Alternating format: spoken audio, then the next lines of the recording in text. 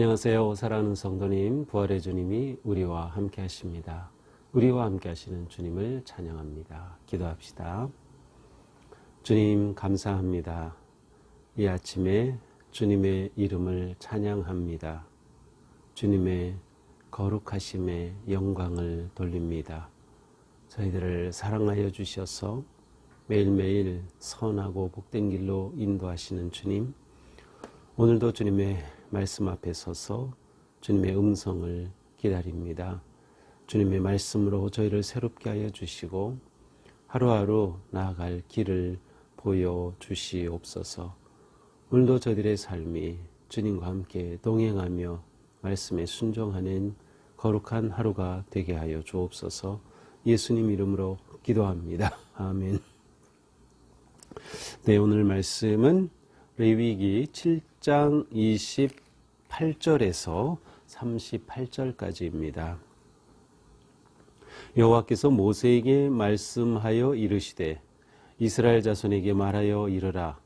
화목 제물을 여호와께 드리려는 자는 그 화목 제물 중에서 그의 예물을 여호와께 가져오되 여호와의 화제물은 그 사람이 자기 손으로 가져올지니 곧 그 제물의 기름과 가슴을 가져올 것이요 제사장은 그 가슴을 여호와 앞에 흔들어 요제를 삼고 그 기름은 제단 위에서 불사를 것이며 가슴은 아론과 그의 자손에게 돌릴 것이며 또 너희는 그 화목제물의 오른쪽 뒷다리를 제사장에게 주어 거제를 삼을지니 아론의 자손 중에서 화목제물의 피와 기름을 드리는 자는 그 오른쪽 뒷다리를 자기의 소득으로 삼을 것이니라. 내가 이스라엘 자손의 화목 제물 중에서 그 흔든 가슴과 든 뒷다리를 가져다가 제사장 아론과 그의 자손에게 주었나니 이는 이스라엘 자손에게서 받을 영원한 소득이니라. 이는 여호와의 화제물 중에서 아론에게 돌릴 것과 그의 아들들에게 돌릴 것이니 그들을 세워 여호와의 제사장의 직분을 행하게 한 날 곧 그들에게 기름 부은 날에 여호와께서 명령하사 이스라엘 자손 중에서 그들에게 돌리게 하신 것이라. 대대로 영원히 받을 소득이니라. 이는 번제와 소제와 속죄제와 속건제와 위임식과 화목제의 규례라. 여호와께서 시내 광야에서 이스라엘 자손에게 그 예물을 여호와께 드리라 명령하신 날에 시내 산에서 이같이 모세에게 명령하셨더라. 아멘. 자, 이제 오늘은 화목제물에 관한 마지막 추가적인 규례입니다. 특별히 오늘 본문에서는 화목제물과 관계된 제사장의 몫에 관해 설명하고 있습니다. 이제 3장에서도 화목제물이 언급되었죠. 그리고 이제 7장에서 다시 언급되고 있는데 이제 7장에서는 특별히 3장에서 언급되지 않은 부분, 그러니까 3장에서는 하나님께 기름을 드려라, 이 화목제물로 드릴 때, 그런데 나머지 고기 부분에 대해서는 어떻게 해야 할지에 관해서 이제 오늘 본문이 설명하고 있습니다. 자, 29절 보겠습니다. 화목제물을 여호와께 드리려는 자는 그 화목제물 중에서 예물을 여호와께 가져오되, 자, 화목제물을 드리는데 그 화목제물 중에서 예물을 여호와께 가져와라. 예물, 이게 바로 고르반이란 말입니다. 그 복음서에서 예수님께서 고르반이라고 하고 하나님께 드려진 것이라고 하면서 부모 공경은 하지 않는 것을 책망하신 적이 있죠. 바로 그 고르반이에요. 하나님께 예물을 여호와께 가져오되 드릴 여호와의 화제물은 그 사람이 자기 손으로 가져올지니. 자, 화목 제물을 동물로 잡아 드리죠. 그런데 그때 그 잡은 제물을 이 제사자가 제사장에게 가지고 오는 것입니다. 무엇을 가져옵니까? 곧 제물의 기름과 가슴을 가져올 것이요. 이미 기름은 다 여호와 것이라고 하는 것을 보았어요. 그래서 기름과 가슴을 가져와라. 제사장은 이제 그 가져온 기름은 어떻게 하겠어요? 그렇습니다. 번제단 위에 불사릅니다. 31절 보니까 기름은 제단 위에 불사를 것이며. 자, 가슴은 어떻게 합니까? 이 가슴 고기는 여호와 앞에서 흔들어 요제를 삼고, 자, 요제. 그래서 흔든다는 뜻인데, 책마다 조금 달라요. 한 책에서는 좌우로 흔들어 드렸다는 것이고, 제가 또 어떤 곳에 보니까 위아래로 흔든다고 이렇게 되어 있는데, 어쨌든 여기서는 흔들어라고 되어 있어요. 그러니까 가슴 고기를 가져오면 제사장이 그 고기를 잡고 흔드는 겁니다. 좌우로 아니면 이렇게 흔들겠죠.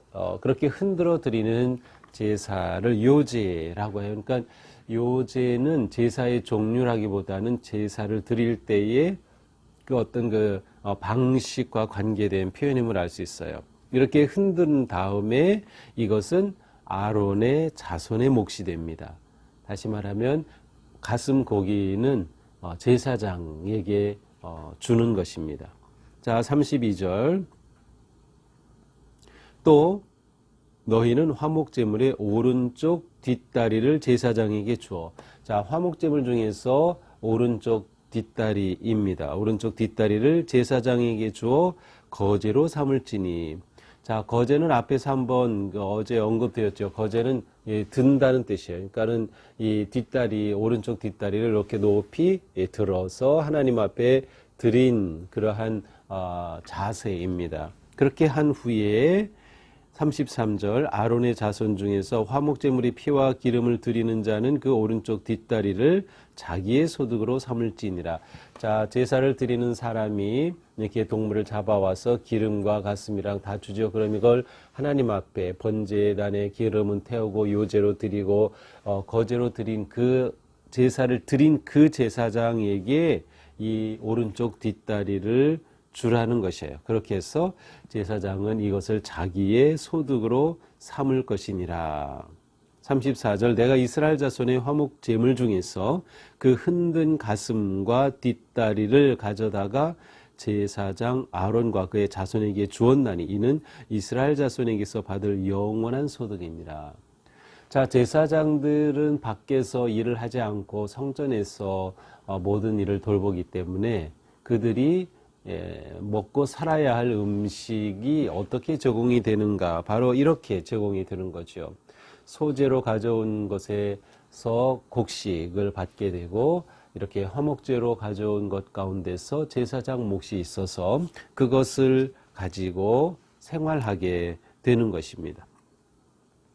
자, 이 내용을 이렇게 쭉 보면서 32절에서 제사장에게 오른쪽 뒷다리를 드리는 것으로 나와 있는데 신명기 18장에 가서 보면은 전혀 다른 규정이 나와요. 이 신명기 18장에서는 오른쪽 뒷다리가 아니라 오른쪽 앞다리를 제사장에게 주고 여기에 또 두 볼, 얼굴 부분 볼과 위를 주도록 되어 있습니다. 그래서 이 레위기와 신명기가 이렇게 전혀 다르게 되어 있는데 이것에 대한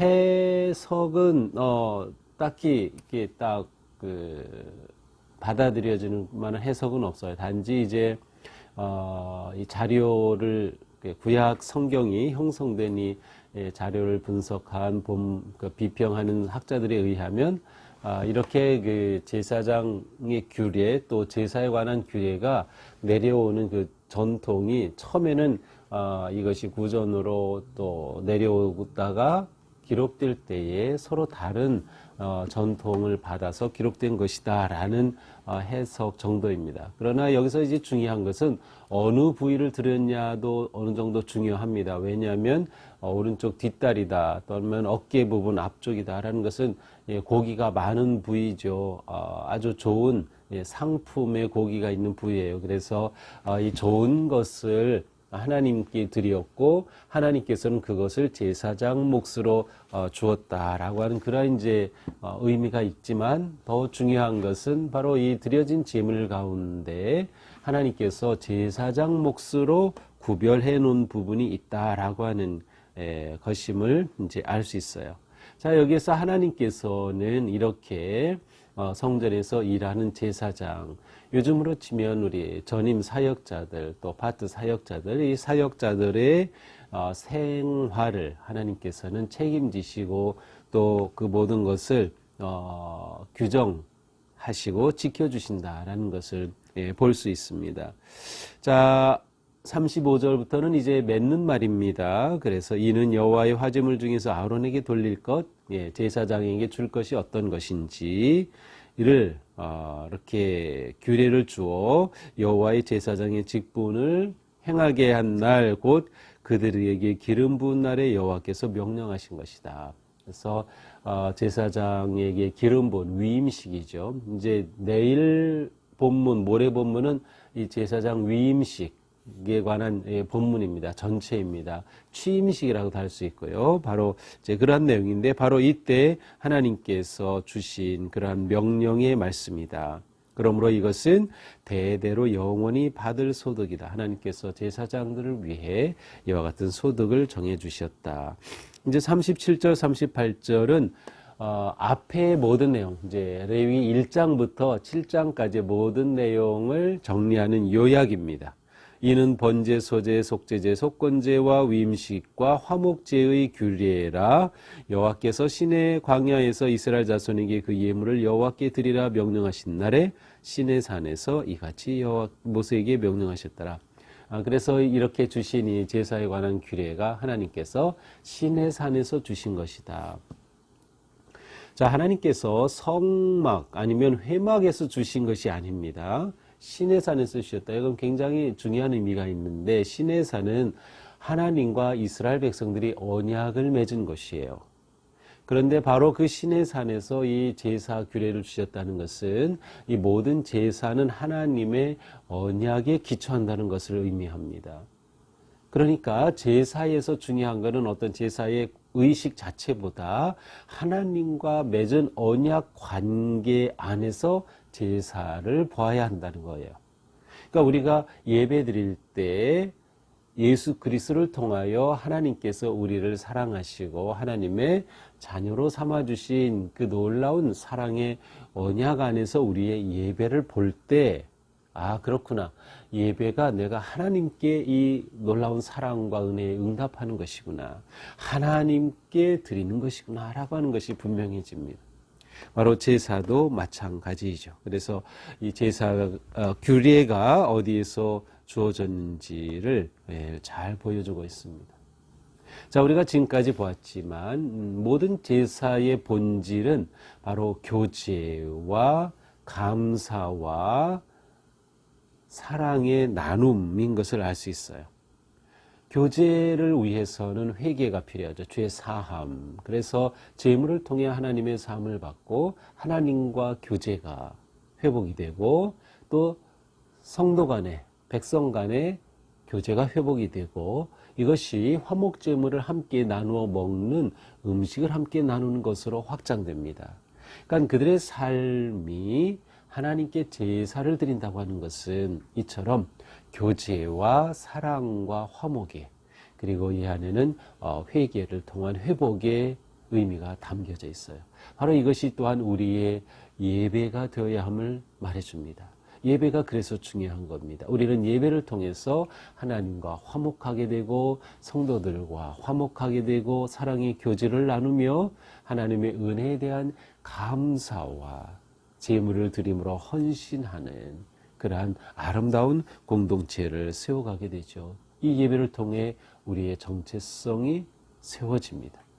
구약의 모든 제사는 예수 그리스도 안에서 완성되었습니다. 우리는 구약과 같이 동물을 잡고 피를 흘리고 하지 않아요. 오직 예수 그리스도의 십자가의 대속의 은혜를 통해서 우리는 하나님께 제사하는 예배하는 백성으로 나아가는 것이죠. 예수 그리스도 안에서 이루어 주신 이 놀라운 은혜를 우리는 마음껏 감사하고 누리며 우리 예배가 이처럼 회복과 감사와 기쁨과 교제의 축제가 되어야 할 것입니다. 또한 오늘 말씀을 보면서 하나님께는 항상 최상의 것을 드렸습니다. 기름이 가장 귀한 것으로 여겼기 때문에 그 기름을 하나님께 드렸습니다. 또 뒷다리, 가슴 이것 귀한 부위, 가장 귀한 부위라고 여겼기에 하나님께 드렸고 제사장은 그것을 요제로 아니면 거제로 하나님께 드린 후에 하나님은 그것을 제사장 몫으로 주신 것이에요. 여기서 우리는 하나님께 최상의 것을 드리지만 또한 하나님께서는 사역자들에게 그렇게 공급하여 주신다라는 거죠. 우리에게는 은연중에 교회 사역자들은 가난해야 된다라고 하는 그러한 의식이 있어요. 근데 그것은 바른 생각이 아닙니다. 물론 사역자들이 뭐 거대한 갑부가 되고 막 그런 것은 당연히 아니죠. 그렇지만 사역자들이 일상의 삶을 살아갈 수 있도록 그렇게 공급하고 채워줘야 할 그러한 임무가 있다라고 하는 것을 또한 볼 수 있습니다. 하나님께서는 제사장을 위한 양식을 이렇게 규정해 놓으셔서 그들에게 공급하고 지원하도록 해 주신 것이죠. 또한 우리는 이 제사를 통해서 이웃과의 화목이 얼마나 중요한가를 보았습니다. 우리의 온전한 예배는 이웃과 화목하고 사랑의 삶으로 완성이 된다라고 하는 것이죠. 우리가 지금까지 5가지 제사를 쭉 이렇게 보면서 우리의 예배를 한번 돌아보고 또 하나님께서 기뻐하실 그러한 거룩한 예배자로 세워지는 우리가 되기를 축복합니다. 기도합시다. 주님 감사합니다. 오늘도 주님의 말씀을 통해서 우리의 삶이 주님의 은혜 안에서 하나님을 예배하는 삶, 또 회복되는 삶, 교제와 나눔의 기쁨이 넘치는 그러한 거룩한 삶임을 깨달았습니다. 주님, 오늘 하루의 삶 또한 이처럼 저희들이 하나님과 화목하고 이웃과 화목하며 교제의 기쁨과 생명력이 넘치는 복된 하루가 되게 하여 주시옵소서. 예수님 이름으로 기도합니다. 아멘. 네, 오늘도 주님의 은혜 안에서 우리의 삶이 행복하고 또 거룩하기를 축복합니다. 사랑합니다.